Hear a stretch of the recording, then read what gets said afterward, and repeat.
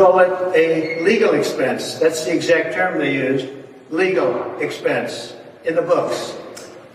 And another thing that wasn't even said was we never even deducted it as a tax deduction. So that takes a whole of answer. Most people want to deduct everything. We never even took it as a tax deduction.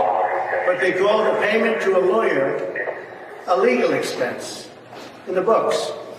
They didn't call it construction. They didn't say you're building a building. It called a payment to a lawyer because, as you know, Cohn is a lawyer. Represented a lot of people over the years. Now, I'm not the only one. And wasn't very good in a lot of ways in terms of his representation. But he represented a lot of people. But he puts in an invoice or whatever, a bill, and they pay it, they call it a legal expense. I got indicted for that. What else would you call it? Actually, nobody's been able to say what you're supposed to call it. If a lawyer puts in a bill or an invoice, and you pay the bill, and in the book, it's a little line. That's a very small little line. I don't know if you could even write more than 2 words. It's not like you could tell a life story. They marked it down to a legal expense. This is what I got indicted over. Think of it. I got indicted. I'm the leading candidate. I'm beating Biden. I'm beating the Republicans now. I have the nomination. And this is what they try and take me off the trail for. That checks being paid to a lawyer. He is a lawyer, or was a lawyer. And also the things he got in trouble for were things that had nothing to do with me. He got in trouble, he went to jail.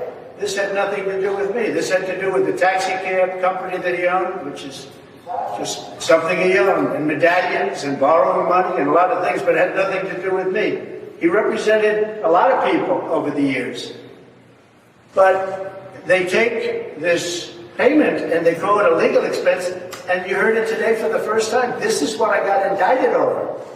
This is what took me off and takes me off the campaign trail, because I should be in Georgia now. I should be in Florida now. I should be in a lot of different places right now campaigning, and I'm sitting here. And this will go on for a long time. It's very unfair. The judge is conflicted, as you know. It's very unfair what's going on. And I should be allowed to campaign. And whoever heard of this, you got indicted for that? People in the court just said to me, I can't believe it. This is the case. So we did nothing wrong. The other thing is, if this were such a great case, why didn't the Southern District bring it? Who looked at it, turned it down? Why didn't numerous other agencies and law enforcement groups look at it? Because it was shown to everybody. And very importantly, why didn't the federal elections do anything about it? Because this is federal, it's not state. They're trying to make it a state case, whatever. And it's not state, it has nothing to do. It's never happened before, I believe. Never happened before. This has never happened before, where the state tries to insert itself in federal elections. Nobody's ever seen it. But you know, federal elections took a total pass on it. They said essentially nothing was done wrong, or they would have done something about it. They're tough. They would have done something about it. But they said nothing, and they said, we're going to take a pass. Because they couldn't even believe it. Actually, if you read their letter, they couldn't even believe it. They were incredulous. And yet, Bragg picks it up. Now, with Bragg, if you look, when he first came in, he didn't want to do it. He didn't want to do it. Now, when are they going to look at Pomerantz and what Pomerantz did? Because that's bad stuff. And when are they going to look at all the lies that Cohen did in the last trial? He got caught lying in the last trial. So he got caught lying, pure lying. And when are they going to look at that? Now, we'll go to another subject, because just a few blocks away, as you know, they had a trial on the $175 million. That's Letitia James. It's all coming out of the White House, by the way. And that's in front of Judge Engoron.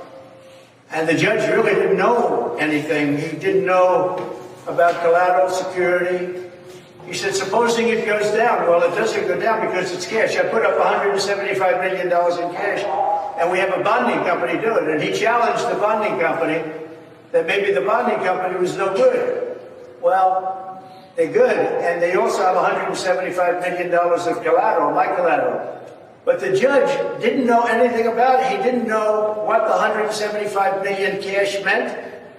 He had no idea what anything meant, and he had no idea what he did in the trial. And he charged me hundreds of millions of dollars on something where I'm totally innocent.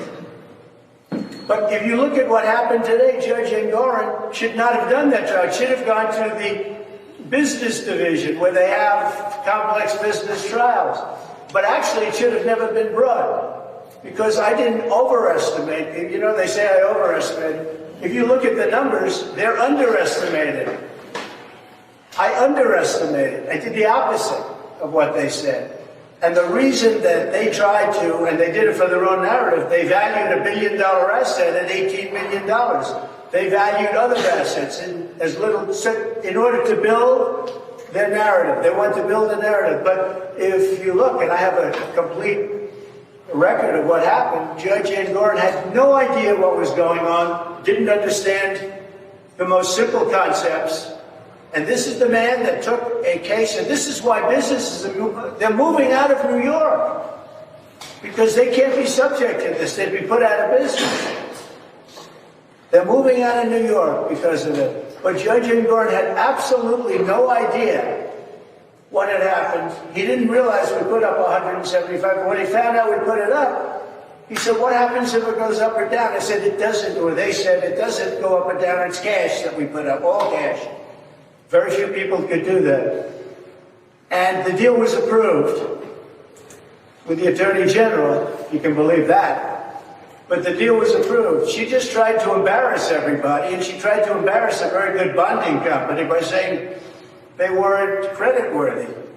Well, they were creditworthy, and what was more important is they had as security $175 million that I put up. But the point here is that the judge had no idea what was happening. And this is the same judge that 2 months ago made a ruling that shook the world. It shook the world because everyone knows going to that trial I did nothing wrong.